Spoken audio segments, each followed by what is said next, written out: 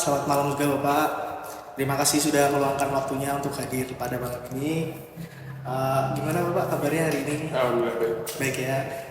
Ini saya bersama Mas Tegar akan sedikit ngobrol nih sama Bapak tentang mungkin bahasa Indonesia ya. Tentang bahasa Indonesia. Penasarannya, Bapak, menurut Bapak, apa sih bahasa internasional itu, Pak? Bahasa internasional ya kan, that means berarti adalah bahasa yang kita gunakan secara internasional. Jadi bahasa itu diterima dan digunakan ya. Kalau mungkin teman-teman itu familiar dengan istilahnya itu lingua franca. Jadi itu adalah bahasa yang kita pakai sebagai jembatan lah gitu, secara internasional berarti. Kalau dalam hal ini mungkin contohnya yang paling dominan ya mau nggak mau kita mesti untuk mention bahasa Inggris gitu kan. Kalau bahasa lain ya sebenarnya sih mungkin Spanyol, China, dan lain sebagainya sih. Tapi mungkin ya yang paling sering digunakan, paling umum untuk digunakan ya bahasa Inggris gitu. Salah satu contohnya seperti itu. Tadi kan disebutkan kalau bahasa internasional itu bahasa Inggris ya Pak? Iya. Salah satunya. Salah satunya. Oke. Menurut Bapak kenapa sih bahasa Inggris ini sangat berpengaruh terhadap perkembangan suatu bahasa? Bahasa internasionalnya dan bahasa Inggris lah ya, kurang lebih gitu kan. Jadi kalau kan teman-teman kan orang ekonomi juga ya kan, kebetulan kan. Jadi suatu bangsa lah, satu negara itu kan kita nggak mungkin buat memenuhi semua kebutuhan kita itu sendiri dari aspek apapun, misalnya dari komoditi, pendidikan dan lain sebagainya. Mungkin di satu sisi kita bagus nih di komoditi di sektor pertanian itulah, misalnya di kita ekspor kelapa sawit dan sebagainya. Tapi kan di sektor-sektor lain kan kita nggak. Coba mungkin teman-teman bayangin gitu kan, ketika kita mau menjalin kerjasama misalnya sama negara lain, sama ya mungkin wilayah-wilayah lain yang ada di luar selain Indonesia, pasti kita butuh bahasa lah yang kita bisa gunakan gitu loh. Karena ya coba bayangin ya, kalau kita mau kerjasama sama India, belajar bahasa India, kerjasama sama Jepang, kita belajar pakai bahasa Jepang dan lain sebagainya. Ya pastinya kalau bahasa internasional itu paling mudahnya, kalau bahasa gampangnya adalah saya sering bilang itu adalah sebagai alat komunikasi. Itu fungsi utamanya dari bahasa internasional. Dengan bahasa yang mudah dan distandarisasi secara internasional, jadi kurang lebih akan membuat kinerja kita atau mungkin cara kita ya untuk memberikan approach mau mendekati negara lain menjadi kerjasama itu lebih gampang. Nah dari situ pastinya akan mendorong kemajuan buat bangsa juga tuh.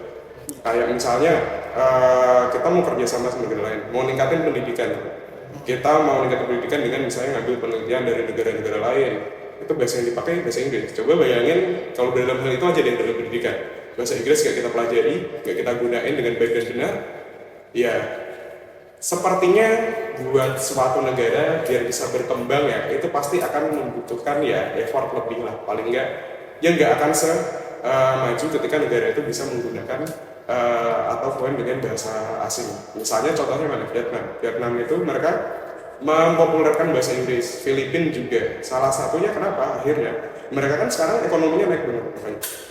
Terus kayak misalnya negara-negara Afrika itu kan mereka banyak yang jajahin Perancis juga.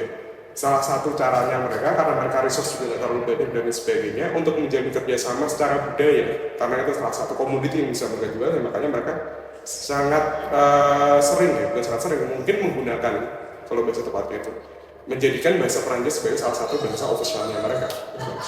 Contohnya seperti itu. Tadinya kan ada Bapak sudah mention masalah pendidikan Iya. ya.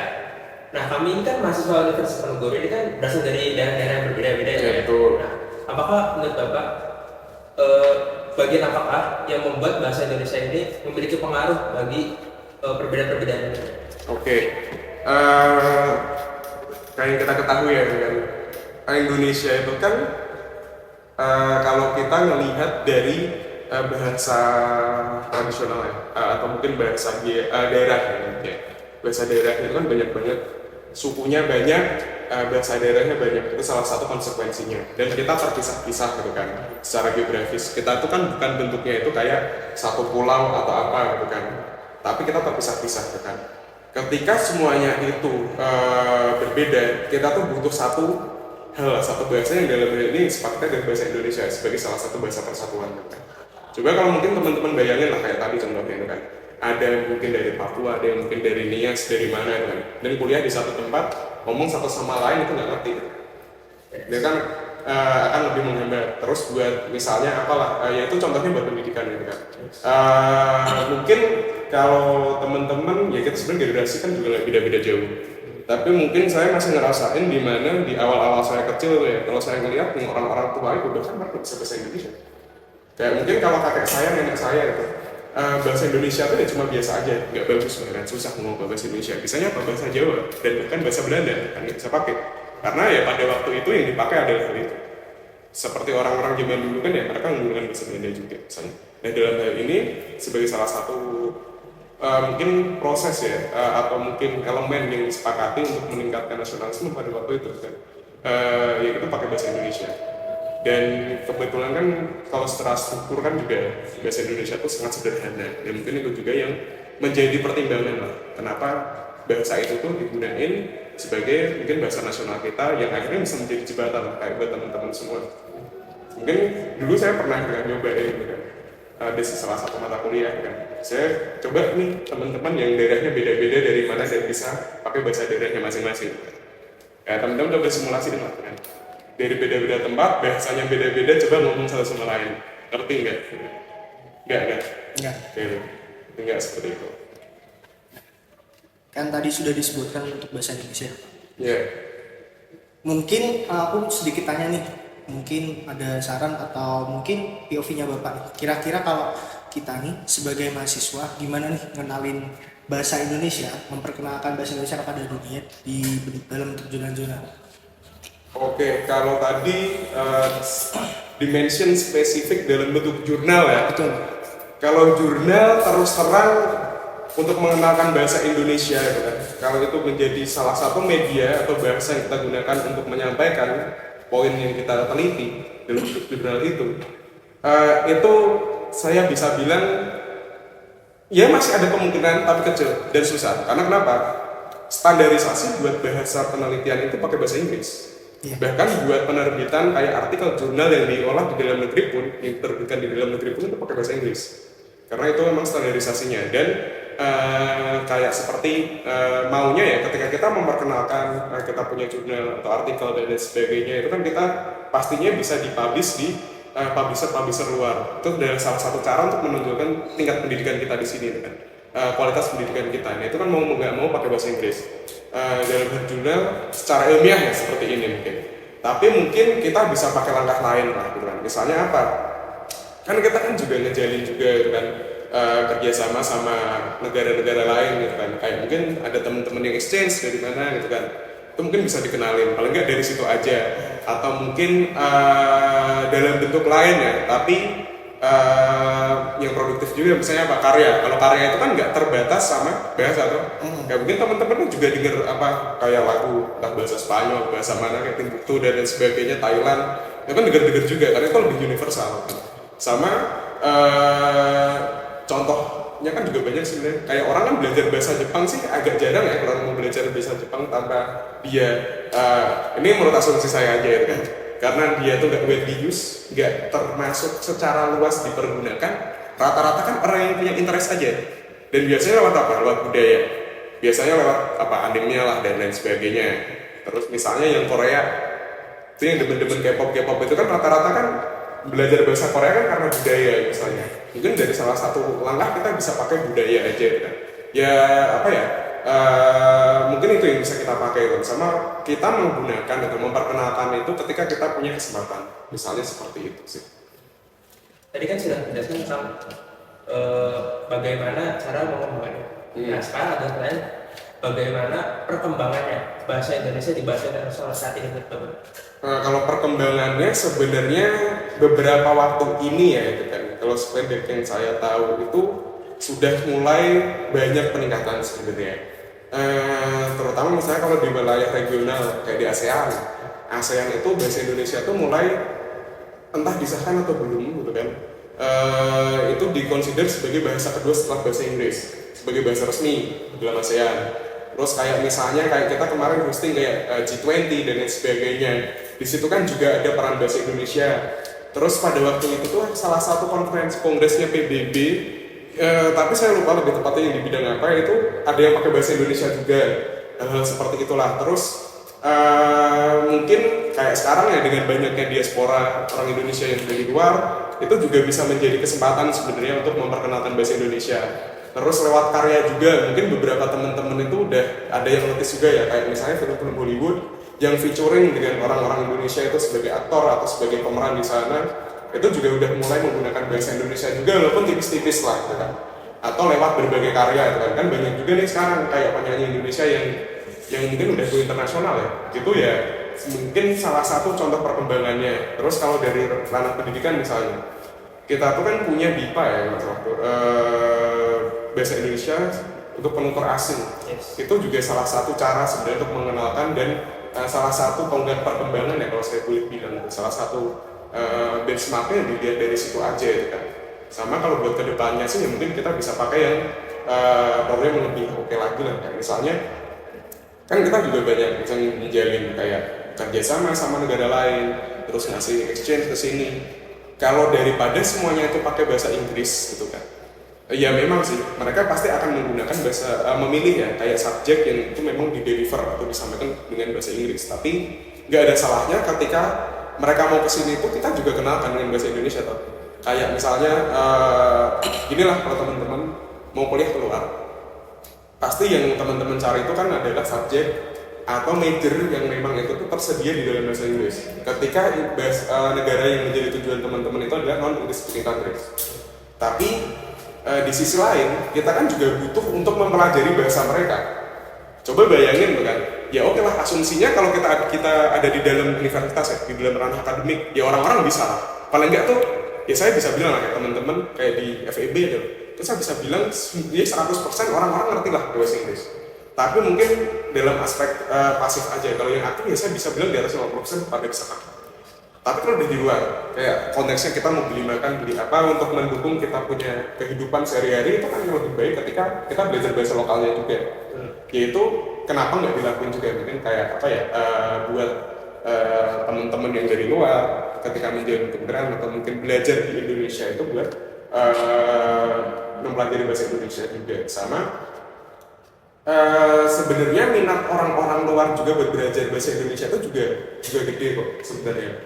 Kebetulan ada salah satu om saya ya, kebetulan dia dulu pernah ngajar di Jepang sama di Arab tuh, di Riyadh, sama terakhir itu di Mesir. Di sana ngajar sebagai dosen tuh bahasa Indonesia.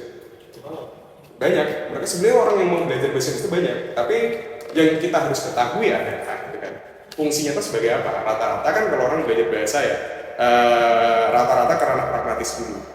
Kayak teman-teman deh, mau belajar bahasa Inggris karena apa? Karena emang kepake. Kalau nggak kepake, belajar bahasa yang nggak kepake, saya ya mungkin adalah ya memang belajar apapun sih, nggak ada ruginya. Tapi paling enggak ketika kita tuh punya urgensi buat belajar itu pasti orang juga mau belajar. Nah itu kita harus menggali dulu nih, apa sih yang jadi minatnya orang-orang itu selain dari urgensi itu. Misalnya kalau dari kemudahan untuk dipelajari, bahasa gampang untuk dipelajari, strukturnya gampang banget. Kalau kita bandingin sama bahasa Inggris, bahasa Jerman segala macam sangat sederhana bahasa Inggris. Misalnya gender aja nggak ada, pronoun bahasa Indonesia nggak banyak. Kalau misalnya time indicator terkait dengan tenses bahasa Indonesia nggak ada. Sangat gampang sebenarnya. Tapi kenapa kok orang-orang tuh cenderung enggak gitu kan? Sama ya kalau Tuhan menghendaki dan semuanya lancar kan kita bisa menjadi salah satu raksasa ekonomi dunia juga. Ya sebenarnya itu salah satu opportunity yang kita punya sebenarnya gitu. Bisa. Ini udah disebutkan kalau, jadi kan Bapak bilang kalau omnya Bapak ini tertarik untuk belajar bahasa Indonesia. Ngajar ya. Menurut Bapak nih, mungkin dari POV-nya Bapak nih, apa sih yang buat orang-orang dari negara-negara lain tuh tertarik dengan bahasa Indonesia, untuk belajar bahasa Indonesia? Gitu. Kalau dalam kasus ini kebetulan kan negaranya spesifik ya, Jepang, Arab, dan Mesir. Jepang itu kan kita kan ada kerjasama secara ekonominya kan gede juga, banyak juga. Itu dari tahun 70-an sekitar itu kan udah menjalin kerjasama. Mungkin di sisi lain orang Jepang juga ngerasa untuk perlu belajar bahasa Indonesia. Lagi-lagi balik ke ranah substansial yang paling utama dari bahasa sebagai alat komunikasi gitu kan. Kita belajar biar bisa komunikasi, artinya kita punya urgensi, punya kepentingan gitu kan. Terus misalnya negara Arab, kerja waktu itu ngajar di Arab Saudi, jelas karena kita berapa juta jamaah haji sama umroh yang datang ke sana tiap tahun ya, itu perlu belajar itu akhirnya. Terus misalnya Mesir, kebetulan di Mesir itu tuh banyak mahasiswa Indonesia juga yang kuliah di sana, dan kebetulan nama Indonesia di Mesir itu kan juga harum juga gitu, jadi mungkin itu adalah salah satu penyebabnya yang pertama. Terus kalau ke ranah yang lebih jauh ya, rata-rata bahasa itu kan, kalau teman-teman coba lihat, bahasa itu kan biasanya ditularkan, disebarkan lewat jalur waktu itu adalah kolonialisme. Kita mau nggak mau kita akuin, kita juga masih pakai bahasa Belanda setiap harinya. Kita banyak nyerap bahasa Belanda. Terus kayak negara-negara, kenapa bahasa Inggris misalnya jadi bahasa internasional, jadi lingua franca itu bahasa Inggris? Ya pantas, karena mereka dulu punya 2/3 wilayah dunia. Terus kayak Portugis, kenapa dia widely used di Brazil? Karena mereka dulu jajahan Portugis. Terus misalnya kenapa Spanyol itu banyak di Amerika Latin, ya mereka dulu fokusnya di sana, buat jalur situ. Terus apa ya? Tapi kalau di era sekarang ya, yang jadi trigger utama itu karena kepentingan, karena perlunya dia untuk menggunakan bahasa itu. Itu bisa kita bangun ya, berkata kalau mau bikin orang luar sana perlu. Kalau zaman sekarang ya mau nggak mau dari ekonomi sih, dari ekonomi sama budaya. Kalau yang paling make sense ya, kalau dari perspektif saya di era sekarang. Paling nggak ya kita jual nih budaya kita sebagai komoditi, dan kita sebenarnya tuh punya budaya yang sangat kaya juga, tapi kenapa nggak dipakai? Sama yang kedua ya dari ekonominya, kita punya potensi lah, paling nggak seperti itu. Baik, pertanyaan selanjutnya, kan tadi Bapak sudah menjelaskan juga tentang Bapak yang mengajar di luar negeri. Ya. Buat Bapak ini, apa sih keunggulan bahasa Indonesia sampai orang tuh pengen mempelajari selain dari bahasa yang mudah? Kalau selain dari bahasa dan struktur yang mudah ya, pertama ya mungkin kalau saya include dulu gitu kan. Kalau dari struktur memang mudah, tapi ya kebetulan ada lagi juga om saya yang lain, dia tuh orang Yunani kebetulan, tinggal di Indonesia dari 2002. Dari sekarang udah ada ya. Terus tapi nggak terlalu bagus dengan bahasa Indonesia. Kenapa? Bahasa Indonesia itu strukturnya mudah secara formal, gampang banget. Tapi yang bikin susah bahasa Indonesia adalah yang menantang untuk pelajari itu tuh derivasinya. Derivasinya dari apa? Dialek, dari slangnya, dan sebagainya. Karena kalau teman-teman lihat bahasa Indonesia yang di Jawa, yang di Sulawesi, yang di Papua, yang di Medan, yang di mana udah beda. Nah itu yang jadi tantangan pertama. Sama kalau buat minat orang buat belajar bahasa Indonesia ya, kalau yang saya lihat sependek yang saya tahu sih ya, balik lagi ya seperti saya mention tadi, entah itu ekonomi atau budaya biasanya, nggak ada yang lain sih kalau saya lihat. Ketertarikan mereka terhadap budaya kita, dan kalau dari aspek ekonomi ya karena mereka perlu, entah mereka bekerja di sini dan lain sebagainya. Tadi kan sempat bahas juga Pak, peran mahasiswa ya untuk mengenalkan bahasa Indonesia ini dan berbagai. Kalau menurut Bapak, peran masyarakat yang secara spesifik untuk mengenalkan bahasa Indonesia itu apa? Peran masyarakat ya, dan lebih luas lagi ya, karena masyarakat berarti kita kan keluar dari konteks akademik ya, kan lebih general lah ya kan. Paling enggak kita bisa menggunakan bahasa Indonesia lah dalam kehidupan sehari-hari. Pertama, kalau menurut saya itu nggak harus secara tepat gitu kan. Kalau fungsinya bahasa itu di dalam kehidupan sehari-hari sama fungsinya dia di akademik itu kan beda. Kalau di akademik parameternya adalah correctness kalau bahasa Inggrisnya, dari ketepatannya, dari tingkat seberapa betulnya. Tapi kalau di dalam kehidupan sehari-hari itu kan dari dari itunya lah, dari bagaimana, dari clarity gitu kalau saya biasa ngajar, dari clarity. Jadi seberapa dia jelas bisa diterima. Di situ paling nggak kita memberikan ya gitu kan kesadaran buat masyarakat untuk welcome dulu paling nggak ketika orang-orang itu mau belajar bahasa Indonesia kan, untuk mendukung ya kan bagaimana bahasa Indonesia itu bisa digunain lah gitu kan sama orang-orang asing. Dan kalau dari yang saya lihat untungnya ya dengan karakter orang Indonesia yang welcome, dan mungkin sering kali kita tuh di-trigger dengan kebanggaan seperti itu ketika orang lain itu terkelarik dengan negara kita, ya paling nggak itu bisa kita teruskan lah gitu kan. Ketika orang lain belajar itu ya udah, ayo gitu kan, kita bantuin dengan cara mungkin kalau biar dia bisa gunain di dalam kehidupan sehari-harinya.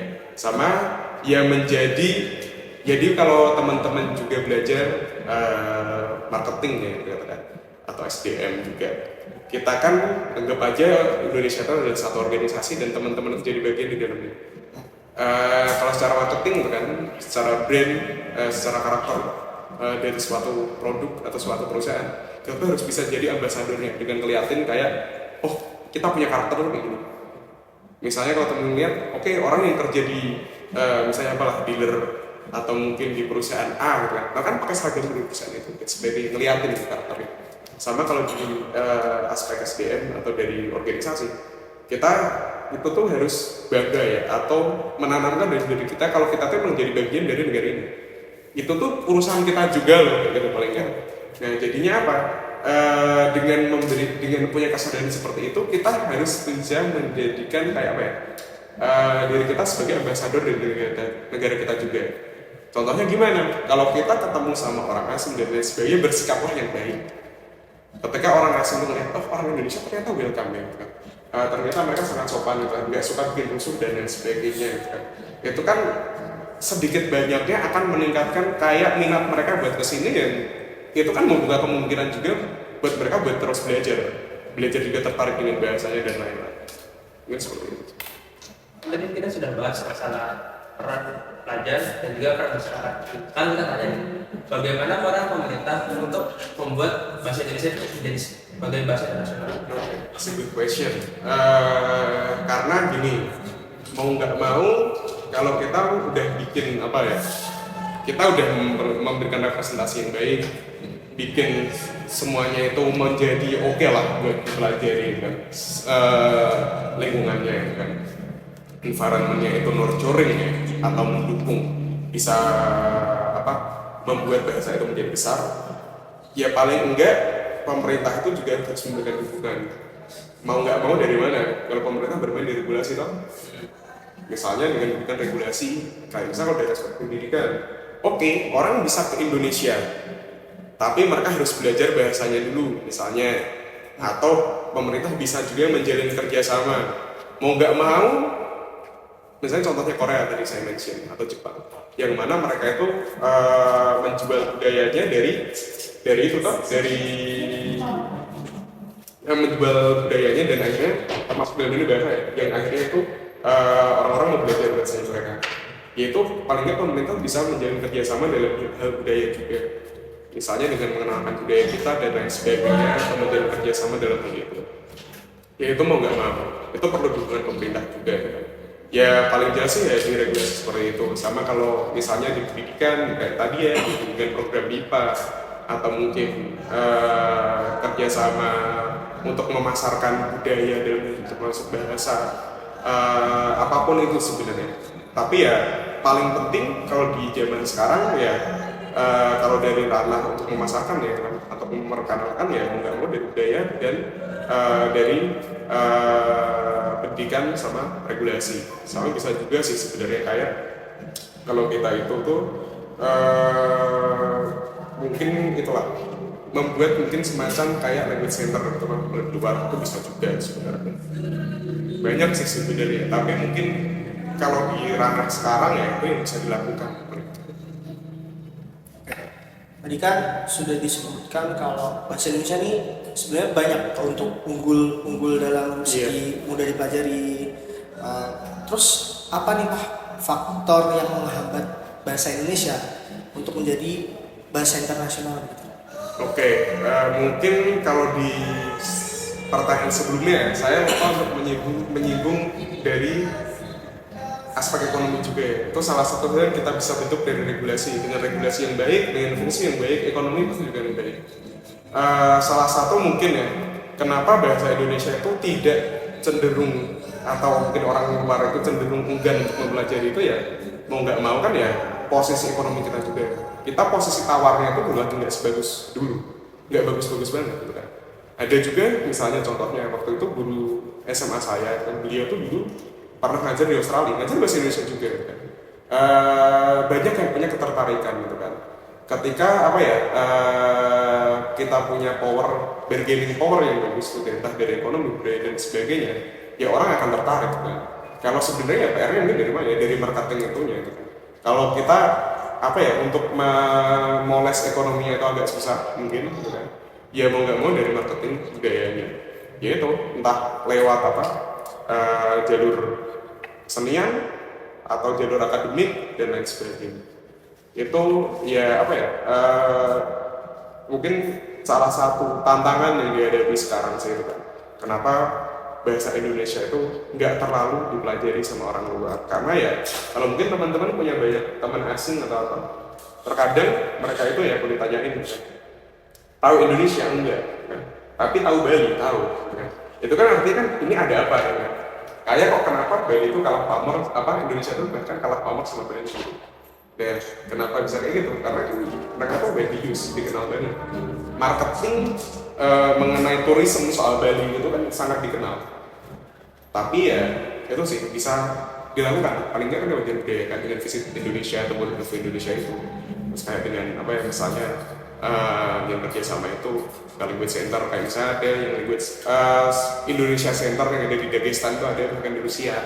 Terus kayak dengan timbulnya atau beraninya perusahaan-perusahaan di Indonesia untuk mengambil bagian di event-event besar dunia gitu kan, kayak misalnya menjadi sponsor atau menjadi tuan rumah, itu sedikit banyaknya akan bisa mengenalkan yang mungkin ya akan memberikan dampak juga ya dalam mengatasi tantangan Indonesia. Pak, sekarang kan zamannya makin maju ya. Yeah. Apalagi ada AI atau artificial intelligence. Nah, menurut Bapak, gimana peran teknologi, terutama artificial intelligence tadi, dalam menyebarkan bahasa Indonesia sebagai bahasa internasional? Kalau AI kan sebenarnya kan kalau misalnya AI yang kita bisa kontrol ya, itu paling enggak ketika kita mau buat material dan sebagainya atau mau buat apapun itu program yang kita jalankan itu kan mempermudah. Misalnya kita kan bisa melihat data juga nih sekarang, kayak negara mana sih gitu kan yang cenderung mau belajar, kita kan bisa melihat demografinya itu kan, kayak apa, misalnya gini lah, kalau teman-teman lihat kayak data ya, data di Google dan lain sebagainya dari Google Analytics, kita misalnya ngomongin dari aspek brand, kita bisa ngeliat oh sentimen orang-orang terhadap bahasa ini apa, banyakan yang dari daerah mana dan lain sebagainya. Paling enggak ketika kita bisa mendapatkan hal seperti itu akan mendorong atau membantu kita buat menentukan strategi nantinya yang lebih pas. Kayak misalnya ya oke, oh negara ini tuh mereka awareness-nya atau kesadarannya terhadap eksistensi bahasa kita tuh ada loh. Oke lah, yaudah kita bikin di negara ini seperti ini programnya. Terus mungkin kalau yang belum ada, kita mau ngapain ya? Oke lah, kita bikin yang enteng-enteng dulu. Mungkin pengenalan lewat lagu, lewat apalah, lewat pertunjukan dan lain sebagainya, menunjukkan kalau kita tuh ada dulu. Misalnya itu membantu juga kan. Terus sama mungkin bisa juga kita mengembangkan platform atau mungkin semacam apa ya? Semacam ya mungkin platform digital ya, bahasa tepatnya, untuk membantu kayak orang-orang asing mempelajari bahasa kita juga gitu kan. Nah mungkin kalau yang contohnya ya, teman-teman belajar bahasa asing kan pasti kenal Duolingo gitu kan, ini seperti itu ya. Mungkin kita bisa gunain itu juga tapi yang lebih optimal gitu. Duolingo kan dia nggak praktikal buat dipakai seperti itu. Oke. Lumayan menambah banyak wawasan dan insight-insight baru nih Pak. Terima kasih ya Pak. Mungkin sekian nih wawancara dari kami. Terima kasih Bapak sekali lagi udah meluangkan waktunya untuk berdiskusi dengan kami tentang bahasa ini, bahasa Indonesia. Jadi sekian dari kami. Wassalamualaikum warahmatullahi wabarakatuh. Makasih Pak ya, sukses selalu.